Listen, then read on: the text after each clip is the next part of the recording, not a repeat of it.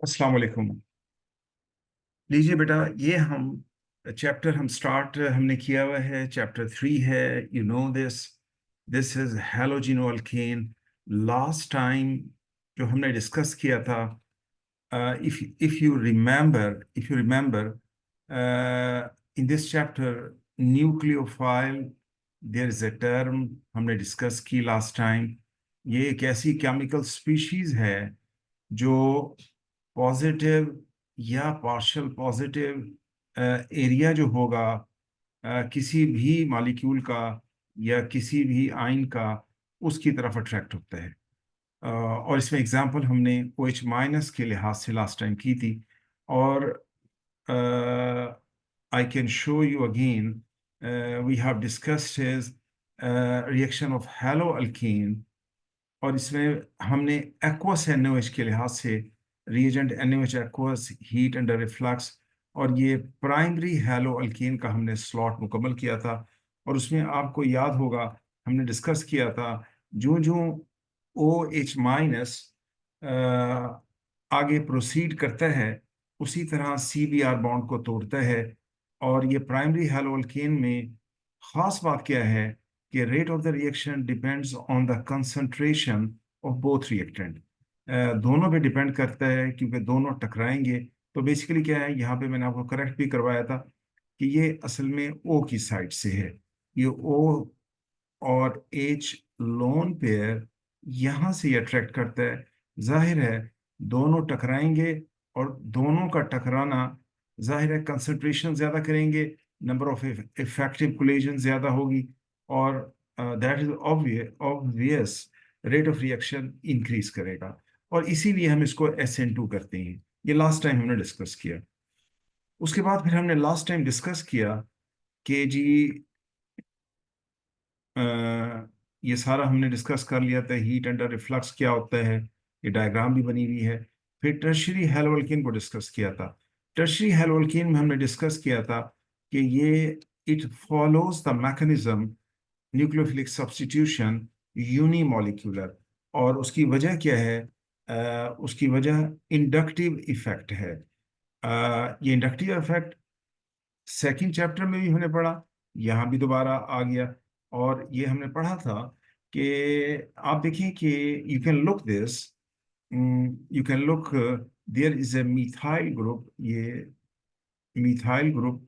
और ये जो मिथाइल ग्रुप है, ये बेसिकली ये ये इलेक्ट्रॉन डोनेटिंग ग्रुप है। ये डोनेटिंग ग्रुप है, ये पुशिंग इफेक्ट कॉज कर रहा है, जिससे पॉजिटिविटी इतनी कम हो गई है क्योंकि इलेक्ट्रॉन इन ग्रुप्स के करीब आ गए हैं, इन ग्रुप्स के C के करीब आ गए हैं, सेंट्रल C के करीब आ गए हैं, टर्शरी कार्बन के करीब आ गए हैं। तो जिससे पॉजिटिविटी बहुत कम हो गई है, इसलिए न्यूक्लियोफाइल इसकी तरफ अट्रैक्ट नहीं होता, तो हम हीट से तोड़ते हैं। इसीलिए हमने कहा कि ये बॉन्ड ब्रेकिंग हो रही है और हीट की वजह से टूट रहा है, इसमें कोई इन्वॉल्वमेंट नहीं है OH माइनस की। ये हमने लास्ट टाइम पढ़ा। फिर सेकंड पार्ट में हमने ये पढ़ा, ये जो कार्बोकैटाइन बनेगा इसकी तरफ फिर OH माइनस अपनी जगह बनाता है। ये जो OH माइनस ये बाद में यहाँ अपनी जगह बनाएगा और अटैच हो जाएगा, और टर्शरी अल्कोहल प्रोड्यूस होती है। This all we have discuss. तो ये जस्ट मैंने आपको रिकैप किया। तो ये न्यूक्लियोफिलिक सब्स्टिट्यूशन है। अब इसी को हम आगे प्रोसीड करते हैं, और इसको SN1 कहते हैं। SN1 इसलिए कहते हैं कि rate of the reaction depends on concentration of only one reactant. फिर ये एनर्जी प्रोफाइल डायग्राम है, और ये किसकी? टर्शरी अल्कोहल, टर्शरी हैलोअल्कीन की है। टर्शरी हैलोअल्कीन की है। देखिए इसमें दो स्टेप्स हैं। दो स्टेप्स कौन से हैं? पहले स्टेप में होता क्या है कि कार्बोकैटाइन बनता है। यहाँ देखें, तो पहला स्टेप में रिएक्टेंट नीचे होंगे। ये इंटरमीडिएट है क्योंकि एंडोथर्मिक है, इसलिए रिएक्टेंट नीचे है, और इंटरमीडिएट पहले स्टेप का एज ए प्रोडक्ट काम करेगा। एज ए प्रोडक्ट काम करेगा, ये पहला स्टेप हमारा मुकम्मल हो जाएगा, ये वाला। दूसरे स्टेप में हमारे पास अ,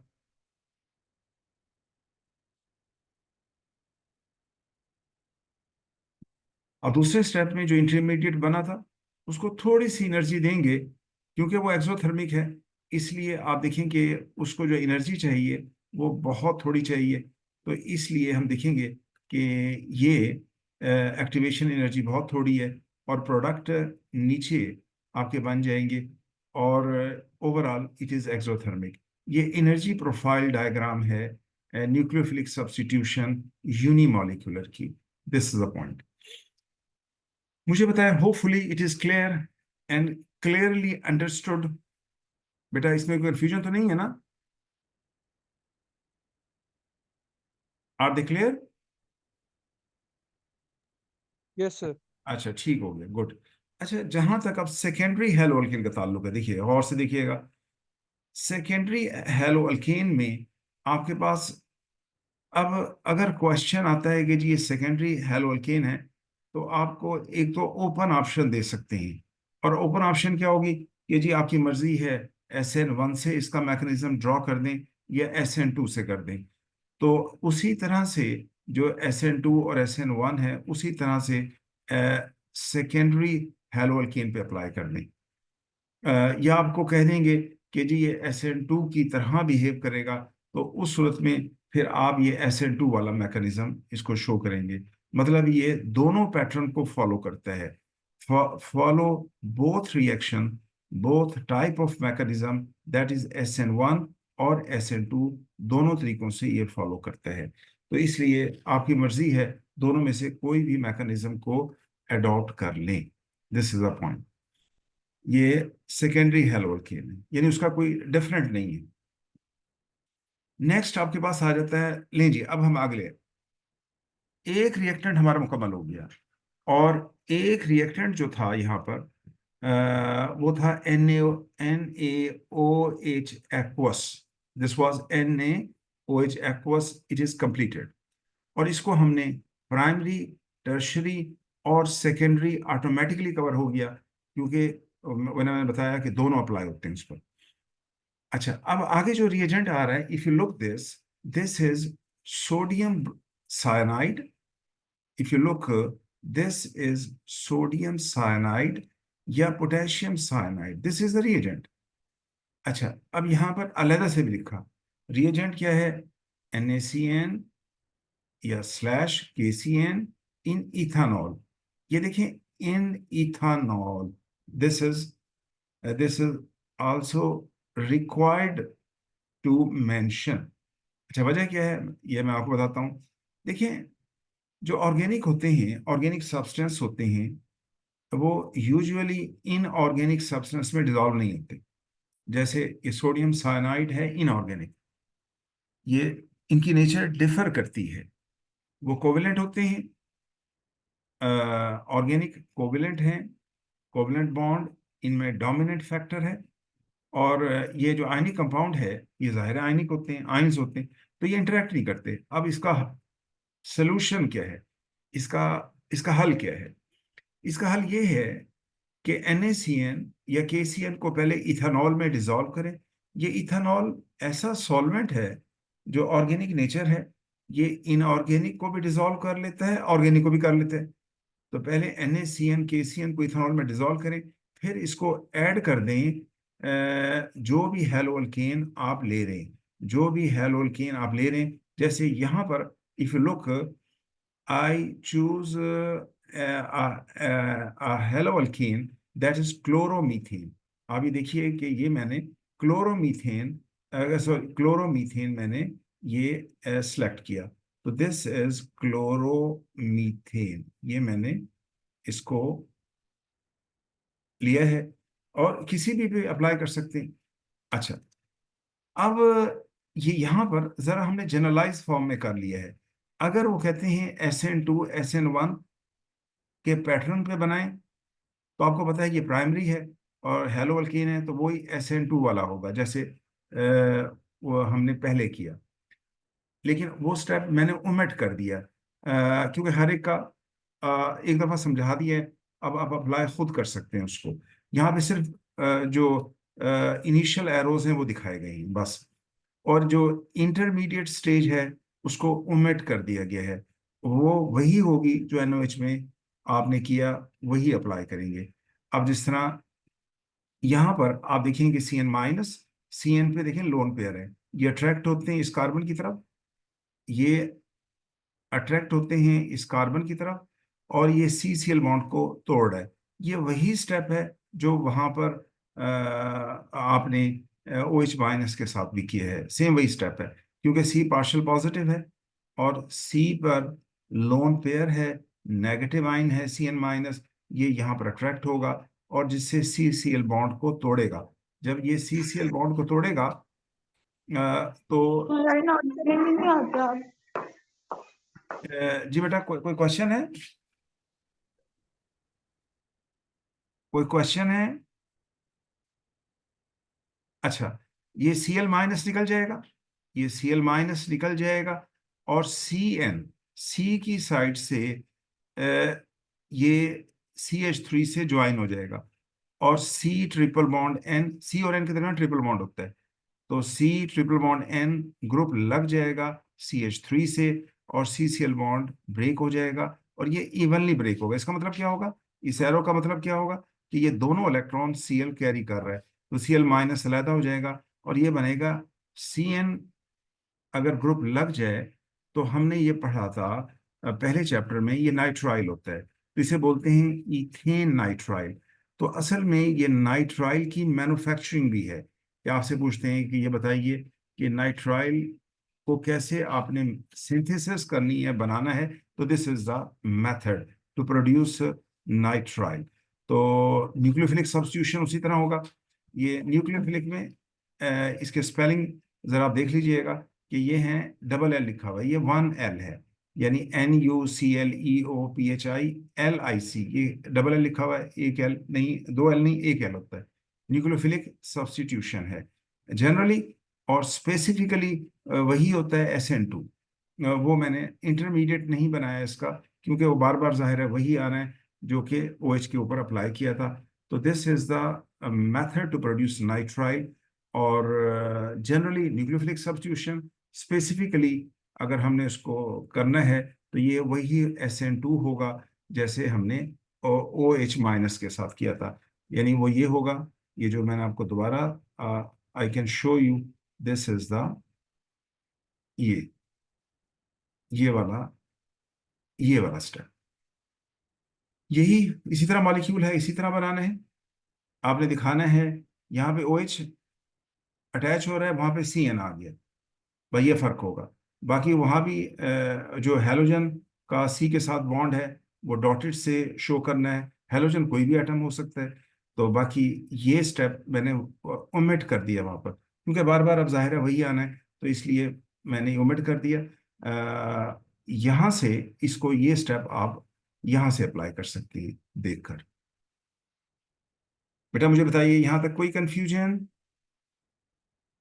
इज इट क्लियर जी? Is there any confusion? Yes, sir. No, yes sir. Sir, No. बिल्कुल है सब। Good. Next reaction is reaction with NH3। अच्छा, ये NH3 again it is inorganic substance. इसको हमने पहले डिसॉल्व करना है इथेनॉल में। इथेनॉल का मकसद क्या होता है, ये मिक्स हो जाए, ये मिक्स हो जाए, ताकि जो ये मिक्स हो तो ऑर्गेनिक सब्सटेंस भी इसके साथ इंटरेक्ट करे, वरना डायरेक्ट डालेंगे तो नहीं होता, ये मिक्स नहीं होते इसलिए। और जाहिर है ये गैस भी है, एक प्रॉब्लम ये है कि ये गैस भी है। तो NH3 इन इथानॉल, इसको इसके लिए हम एक और वर्ड इस्तेमाल करते हैं, इथानॉलिक, इथानॉलिक NH3, इसको ये भी बोलते हैं NH3 इन इथानॉल या इथानॉलिक NH3, ये दोनों वर्डिंग एक ही है। अच्छा, इसमें हीट अंडर प्रेशर है, ध्यान करना है। देखें, हीट अंडर रिफ्लक्स नहीं है यहाँ पर, यहाँ पर क्या है, हीट अंडर प्रेशर। इसका मतलब क्या होगा, अब इसकी रीजन क्या होगी, दिस इज वेरी इंपॉर्टेंट। देखिए, हीट अंडर रिफ्लक्स में क्या होता है, जो वेपर्स होते हैं ऊपर जाते हैं, और जो कंडेंसर होता है वो वर्टिकल लगा होता है। उसका मकसद ये होता है कि प्रेशर बिल्डअप ना हो, और जो रिएक्टेंट हैं वो रिएक्ट करें, और वो वेपर जब बने तो वापस फॉल बैक करें कंटेनर में, ताकि वो उनका रिएक्शन मुकम्मल हो जाए। ये पर्पज होता है हीट अंडर रिफ्लक्स का। लेकिन हीट अंडर प्रेशर में, ये जो कंडीशन है हीट अंडर प्रेशर, इसमें हम जिस कंटेनर में ये करेंगे उसको सील करेंगे, उसको बंद कर देंगे, उसको एयर टाइट कर देंगे। वजह क्या है? NH3 गैस है एट 20 डिग्री सेंटीग्रेड पर, 20 डिग्री सेंटीग्रेड पर दिस इज गैस। आप रिफ्लक्स कंडेंसर के थ्रू उसके वेपर्स को लिक्विड में चेंज कर सकते हैं जो 20 या 25 डिग्री पर लिक्विड हो। तो अ, वो उसके वेपर्स वापस कंडेंस होकर नीचे गिर जाएंगे, क्योंकि जो वेपर्स होंगे उसका बॉइलिंग पॉइंट 100 से नीचे होना चाहिए। क्योंकि जब आप यानी कि वो लिक्विड हो, दूसरे लफ्जों में वो 20 या 25 डिग्री पे लिक्विड होना चाहिए, तो वो फिर फॉल बैक करते हैं। अच्छा, ये तो गैस है। अब जब गैस है तो इसका बॉइलिंग पॉइंट NH3 का वो अबाउट -33 डिग्री सेंटीग्रेड है। जब आप फ्लक्स कंडेंसर इस्तेमाल करेंगे तो इसके जो वेपर जाएंगे वो कंडेंस नहीं होंगे, क्योंकि उसको लिक्विड में चेंज करने के लिए -33 डिग्री सेंटीग्रेड टेम्परेचर चाहिए, जो कि पॉसिबल नहीं है। यानी हमने क्या करना है, हमने तो कोल्ड वाटर एंड फ्लो कराना है। और कोल्ड वाटर का टेम्परेचर तो क्या होगा, 15-20 डिग्री सेंटीग्रेड, ज़्यादा ठंडा तकरीबन ये होगा जो टैप वाटर होता है आपका। तो मतलब NH3 कंडेंस नहीं हो सकती। तो इसलिए हमारी यहाँ मजबूरी है कि हम उसको बंद करेंगे कंटेनर को, ताकि, और इसके लिए जाहिर है ऐसा सिस्टम हमें लेना पड़ेगा जो ब्लास्ट ना करे, प्रेशर को बिल्डअप करे, उसको बर्दाश्त करे। This is the point. तो हीट अंडर प्रेशर का मतलब है क्लोज सिस्टम होना चाहिए, क्योंकि we are unable to condense NH3 at ordinary condition by the use of condenser। हम उसको नहीं कर सकते, फिर मजबूरी है कि हम उसको बंद करें और उसको रिएक्ट करने दें। अच्छा बेटा, अब ये प्लीज लुक, ये मैं अब इस मीटिंग को ना वाइंड अप कर रहा हूँ। आपने ना जल्दी से रिकनेक्ट कर लेना है, रीज्वाइन कर लेना है। यहीं से हम इसको स्टार्ट करते हैं। तो अल्लाह हाफिज, यहीं से इंशाल्लाह वी अगेन रीज्वाइन। ओके, अल्लाह हाफिज।